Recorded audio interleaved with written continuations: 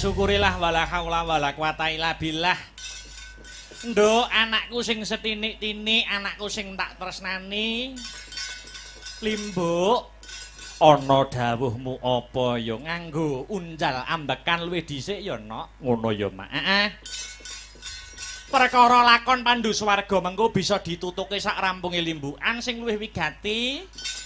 Aku karo kowe anakku Limbuk ngaturke apa to wigatine aku karo kowe tinimbalan mapan ana ing kene. Ngono. Iya. Ning luwih dhisik sadurunge ngaturke tetembangan kang maneka warna, kang sarta ngaturi para bintang tamu. Luwih dhisik kang angka sepisan. Ora ana tembung kang luwih endah kang kudu diucapake kang sarta diungkapake kejaba mung puja puji syukur kunjuk marang Gusti kang murbeng dumadi Tuhan Yang Maha Esa Allah Subhanahu wa taala Hyang Widiwasa. Ngono ya mak. Iya pancen bener nok. Iya. Biyung saben-saben jagongan karo anakmu sing mbok tengenake mesti babakan syukur. Sing mbok tengenake mesti babakan panembah kang sarta agama. Ngene ya nok piye?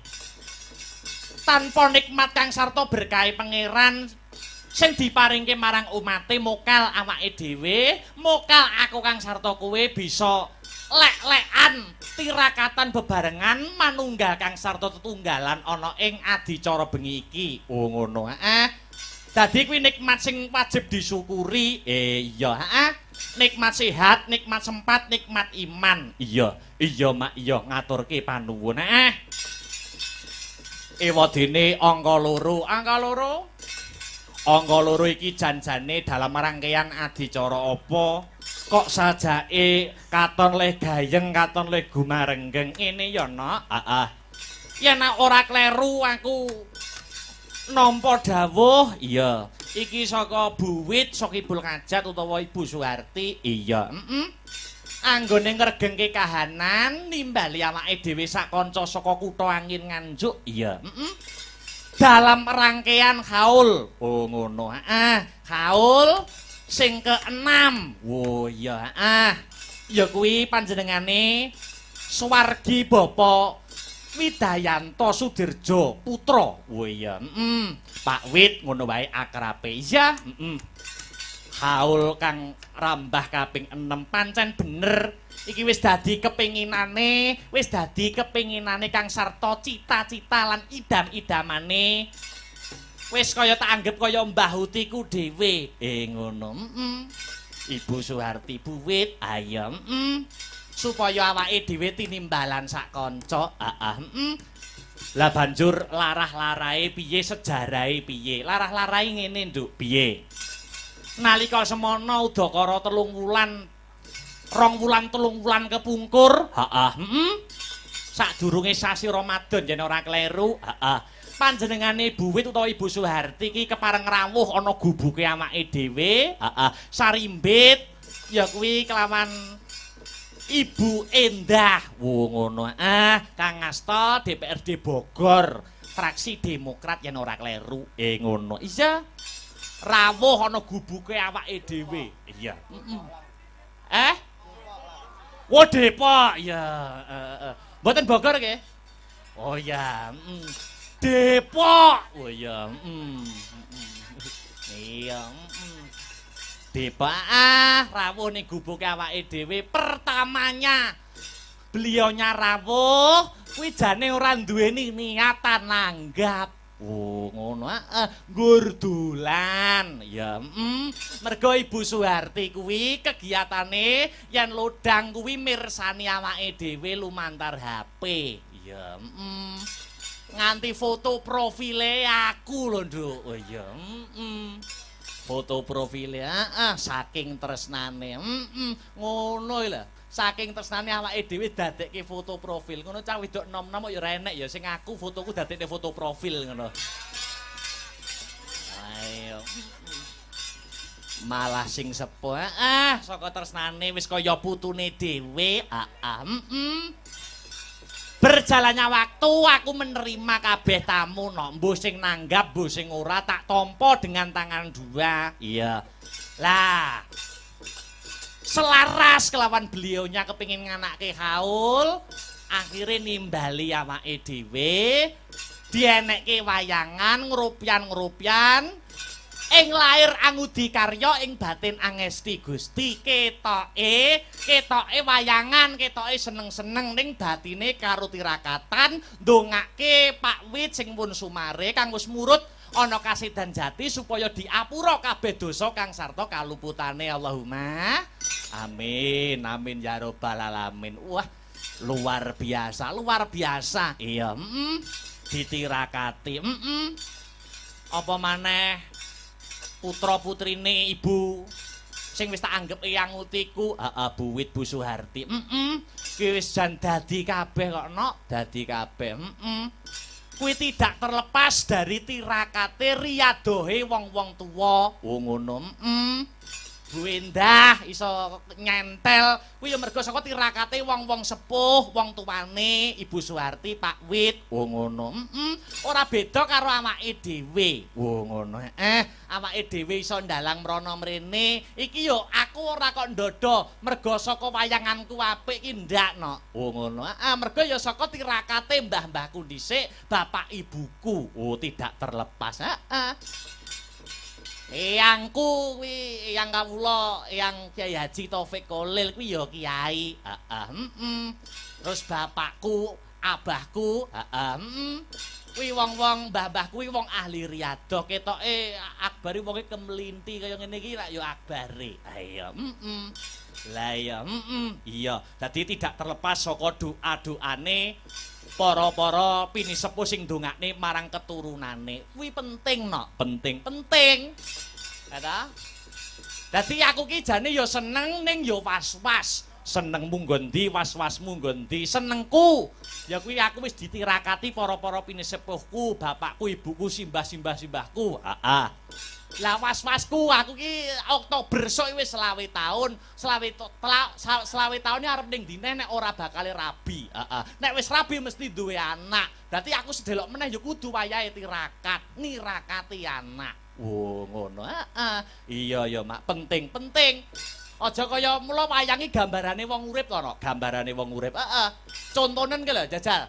Nek Pandhawa kae ketoke apik ning ana kesalahane. Kesalahane Pandhawa nggondi? Pas Pandhawa tapa ditekani dewa. Pandhawa kowe njaluk apa tak turuti. Duh pukulun kula njaluk perang gedhe Baratayuda Jaya Binangun, Pandhawa tetep utuh. Kowe njaluk apa neh Pandhawa? Pandhawa tetep utuh, Pandhawa menang Baratayuda. Kowe njaluk apa neh Pandhawa? Kula njaluk Pandhawa tetep utuh, Pandhawa tetep menang. Pandhawa menang Baratayuda, Pandhawa utuh, anake mati kabeh. Ngono. Dadi nek ndongakne dijangkepi sak anake, sak putu-putune. Ngono ya Mak. Ya.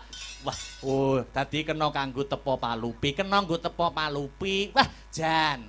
Ibu Suharti nek duwe kagungan kersa sing saka ora ana dianak-anake. Iya, iya. Wis paring piweling karo aku dadi panjenengane iki ora syukur nanggap, ning ya wanti-wanti karo aku. Mas Akbar sok golek jodoh sing bener. Iya, bibit bobot bebete kudu sing apik. Nggih. Lah ya, Dasare Ibu Suharti iki wis pirsa njaba jero kok nok. Lah iya, mula wayangan umbul donga ki nak wayangan ibarate wayangan sing suci, wayangan ngundungake para leluhur. Mula milih dalang ya dalang sing sik jaka, dalang sing ngrung kambon wedokan. Lah iya. Ayo. Iya. Mula milih jodoh ki penting, bobot bibit bebete kudu pas, kudu setara. Nek njumplang ki bahaya. Upamane no, piye? Upamane sok rabi kok sugih sing wedok. Kuwi jane ora patek apik, ora patek becik. Ngono. Wong lanang wong wedok kok sugih sing wedok, omah-omahe sing lanang mesti kalah sorot no. Ngono. Kalah sorot. Akeh to mula-mula wong sing nyambut gawe ning Jaban Rangkah, ning Jaban Negara sing wedok lunga dadi TKW, let ora suwe ngono ngomong karo sing lanang, Mas ayo pegatan. Aku wis ditaleni kenceng karo bosku, aku wis ditaleni kenceng karo juraganku. Omong ngono iki tatak kae, Nduk. Lah iya. Mergo ngrumangsane nek wis adus dhuwit, adus ringgit. Oh ngono. Aja to kok nglawan wong lanang, aja to kok mbantah wong wedok jane nek rumah tangga ngresula ning wong lanang iki jane dosa. Oh ngono. Upamane kok wis rumah tangga, membangun rumah tangga, wong lanang ibarate pacul, wong wedok ibarate sawah. Oh ngono iki lho mlebune ning kene iki. Oh iya. Wong lanang ibarate pacul, wong wedok ibarate sawah. Upamane piye wong wedok kok ngresula? Upamane kok sak wayah-wayah pacul duwe grengseng. Pacul kok duwe ada-ada pengin macul. Kok sawah kok ngresula, sambatane kesel, sambat tanggapan bladek, suambat kerja esuk nganti sore. Kok wong wedok nolak, kok wong wedok ngresula. Wingko sewengi muput bakal dikutuk karo malaikat. Wow. Dikutuk karo malaikat. Aku nampa dawuh kok kiai ngono kuwi. Oh, wong rumah tangga kok dalam hubungan nyun sewu ki saruning ilmu. Wong lanang kok ngejak pengin duwe dodo, duwe grengseng pengin macul sawah. Wong wedok ngresula, dikutuk malaikat. Oh. Dikutuk malaikat. Saiki diwalik. Diwalik piye? Upamane wong wedok sing pengin, sing lanang nolak. Kuwi sah ora apa-apa. Sah ra apa-apa. Lho, kok ngono kuwi jenenge ora adil. Lho, nyesek to, ibarate wong lanang ki sepur, wong wedok ki rele. Wis to arep kesel kaya ngopo? Kesel rele kaya apa? Nek sepure karep iku panggah ejes. Oh, ngono. Apa ora kena disiasati? Piye? Apa ora kena disiasati? Disiasati piye? Upamane wong wedoke kesel. Kok wong lanang pengin apa ora kena cara liyane? Enek carane piye? Wis to ibarate segone lerno tok ben dicindoki dhewe. Lah iki lho. Lerno wis to lerno tok. Oh iya, dawe kiai sing tak tampa ngono. Wah iya. Iya mak ya. Iya ilmu aku ya wis saya gedhe saya dewasa kudu nyangoni ilmu sak akeh-akehe. Amin. Kembali ke benang merah. Biyung ndongake apa karo keluarga besar Sohibul Hajat, Pak Wit, Ibu Soeharti, keluarga besar Sagutrah anggone bengi iki kagungan kersa haul. Dongaku kok Mbah Nyumili kok Nduk, dongamu Mbah Nyumili. Muga-muga swargi almarhum Bapak Wit. Ingkang sampun sumari, ingkang sampun tinimbalan wonten ngayunaning Gusti, mugi-mugi dipun tampi amal kabecikanipun. Amin.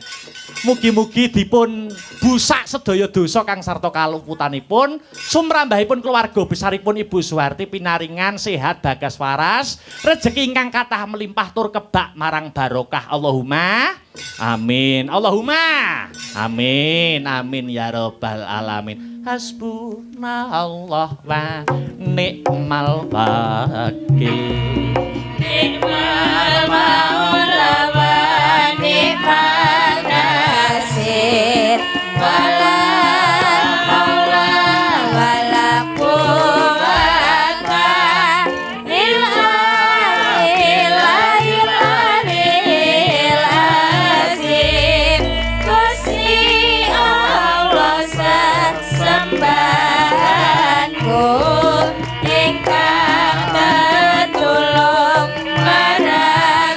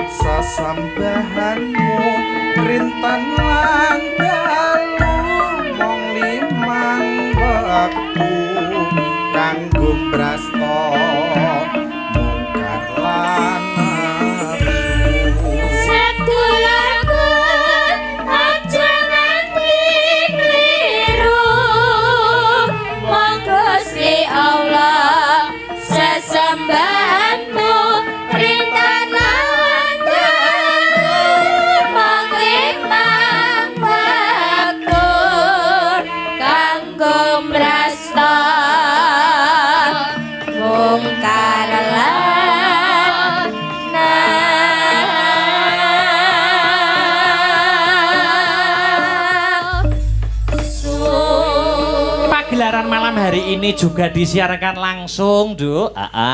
Lumantar channel YouTube ya kuwi Asta Brata Media. Wah iya. Dadi sing ora bisa kepareng rawuh ana ing TKP, ora iso rawuh ana ing lokasi, iso memantau lumantar ya kuwi HP-ne dhewe-dhewe ya kuwi channel YouTube Asta Brata Media. Wah iya. Wah bombong kawuran bungah ya mak nyenengke iso sowan njalin silaturahmi karo para warga masyarakat ing Beru Welingi. Ya khususnya semua masyarakat Blitar. Awake dhewe sowan sak kanca ning Laladan Blitar ora ngembungake dina iki. Ora ngembungke dina iki. Ning tanggal 8 awake dhewe ya ning Blitar neh. Oh ngono. Ana ngendi? Ana Laladan Sumberjo Sanan Kulon. Oh ngono. Alhamdulillah ditresnani ditampa masyarakat Blitar. Aja to taun iki, taun ngarep Blitar wis enek sing calang lho, Nok. Oh ngono. Taun ngarep sasi Oktober wis ana sing nyalang ning Laladan Ndoko. Oh ngono. Iya, malah wis dilunasi. Oh iya, Taun ngarep sasi Oktober.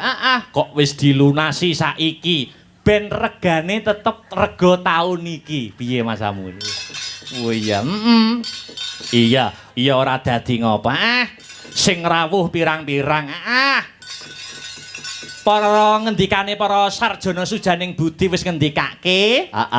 Dongane wong 40 babak timbang karo dongane wali siji sing rawuh gandeng pirang-pirang. Durung sing mirsani lumantar channel YouTube kabeh padha ndongakne keluarga besare Ibu Suharti. Wah iya ya Mak. Sowan komplit. Ya kuwi keluarga besar saka Sanggar Seni. Asung Panggonto Brataning Kautaman Asta Brata. Wah iya. Iya, iso sowan komplit rene. Penabuhe enom-enom. Mayu wis disinggung ana sambutan. Dalange enom, sindene enom, penabuhe enom. Luar biasa. Iki kanggo salam mukadimah kanggo pambuka. Sadurunge ngaturke bintang tamu. Ki ngaturke sak tembang dhisik, Nok. Sak tembang dhisik. Ya kuwi minangkani pamundhute Ibu Suharti. Sak tembang sik mengko nembe gegojekan karo kadang para bintang tamu. Oh iya. Apa iki ana pamundhutan Pangkur Rinoso. Oh iya. Sing kepareng nyekar ya kuwi Mbak Yuku, Mbak Denko. Oh ngono. Supaya kepareng bawa Pangkur Rinoso. Geliak-geliak waton kecandak, alon-alon maton kelakon, gremet-gremet matone slamet ya, Nok. Iya. Mangga. Pangkur Rinoso, Mbak Denko. Mangga.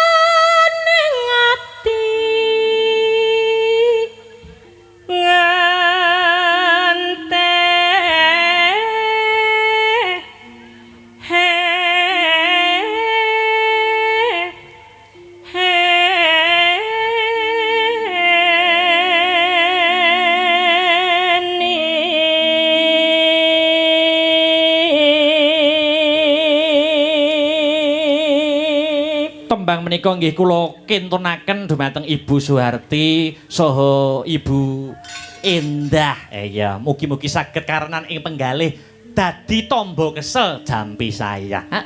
Ajeng, Mbak.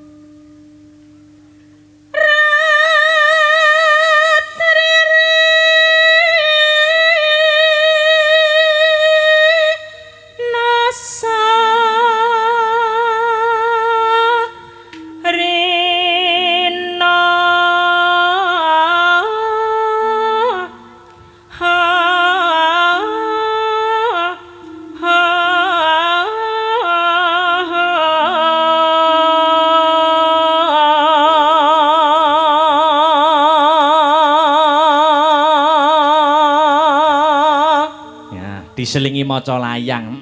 Iki ana sing kintun layang. Heeh, Iki ana saka komunitas lansia Karangwerda. Kagungan kegiatan arupi seni karawitan ingkang dipun paringi tetenger Larasati. Anggotanipun ingkang kathah Mbah Putri sahingga dipun paringi tetenger Larasati. Wo ngono. Menika ugi dipun sengkuyung, dipun berkahi, dipun barokahi para seniman kondang pembinanipun Bapak Rudi Harjono kang sarta dipun pangarsani dening Kung Rinuji Sulaksana nyuwun gending sinom nyamat. Wah iya, mengko dipinangkani. Monggo dilajengaken Mbak Yu. Nggih Mas kalih nderek tepang niki sing gender niki rencang kula. Wah, masih teman? Nggih. Teman SMKI. Oh, teman SMKI. Mas Faisal. Oh, tasih besti nggih? Boten. Oh, boten. Kok kira wis rumaket besti ya. Ora aku kok sik Mas tak critani iki mau lho. Anu kudune sing gender iki lak membimbing sindene ya Mas ya. Aja no. Heeh, kono ki malah takon angkatane pira Mbak angkatane pira. Lho niku merendah untuk meroket kok Mbak. Walah, Mas Faisal saiki tambah seger Mas. Weh, seger du. Iya. Ayem kok. Dilanjut gimana? Lanjut no. Yen mus rino enggal ratri kang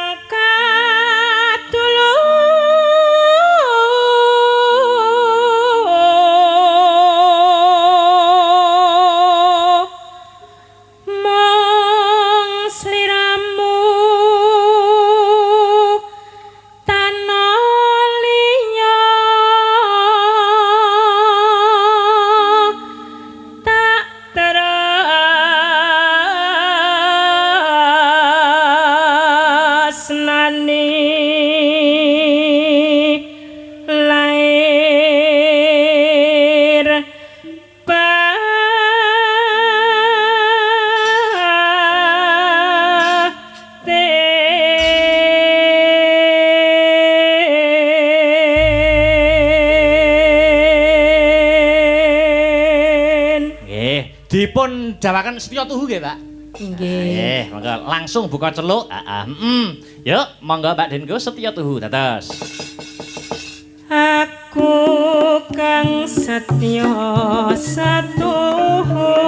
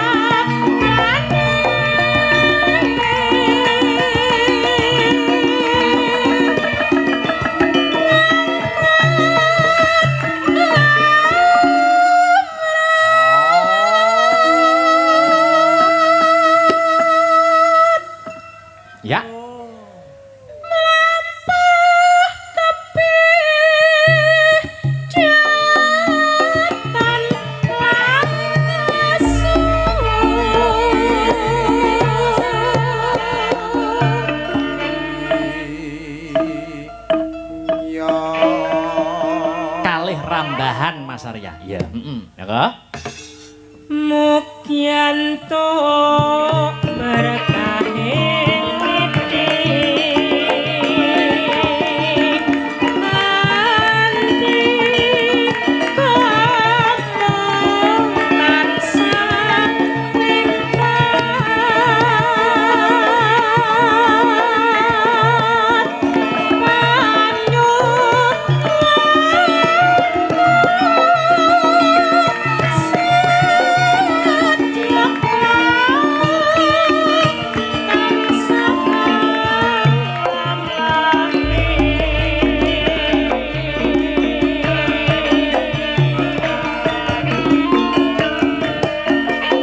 keluarga besar Ibu Soeharti,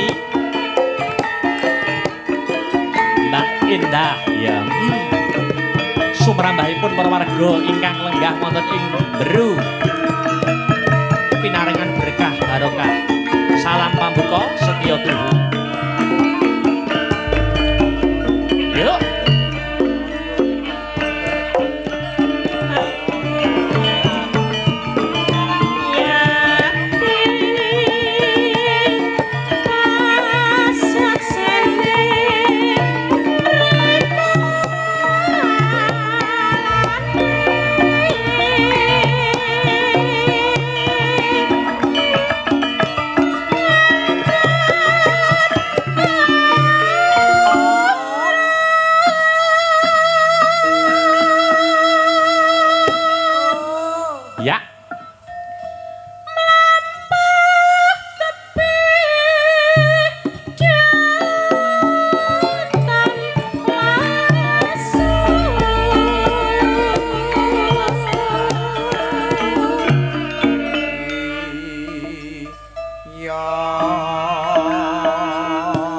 Ditelaske, Mbak.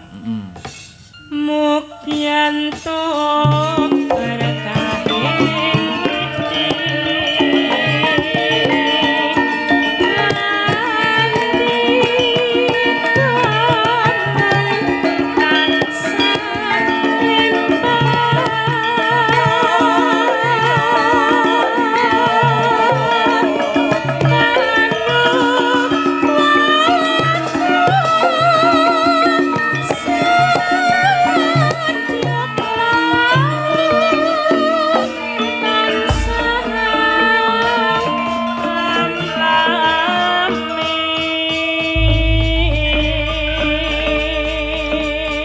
Alhamdulillah tumplak blak ning kene. Mbak Dinko reunian karo koncone sing kepareng ngasta gender Mas Faisal. Awake dhewe reunian. Oh ngono. Kanca-kanca dalang sing mijil saka Blitar uga nyambangi. Iya, Mas Samtidar dan kawan-kawan. Luar biasa. Saka Blitar. Iya, wis matur nuwun kabeh wis dikancani. Ya kanca ora trima kanca kelet. Ya kanca kos. Selama kos petang tahun ya ora Mas Samtidar dalang Blitar kuwi. Oh ngono. Dadi ngerti apikku ngerti elekku. Oh iya. Ya iya. Iya iya, Mas. Lah ya. Dadi Samtidar ora gumun nek aku ki mayang tekan ndi ora gumun. Ya ora gumun. Biyen ngerti elekku. Ya Akbar bagus nak saiki. Wah biyen kemproe ra umum. Lah ya kuwi sing ngerti aib-aibku ya kuwi. Montor iki ora tau diumbah nek ra udan. Wah ya. Dadi montorku ora tau tak parkir jero ning jaba kos ngono tok. Dadi tak dusi montorku iki tak umbah nek pas udan wis banyu udan kuwi tok petang taun ya.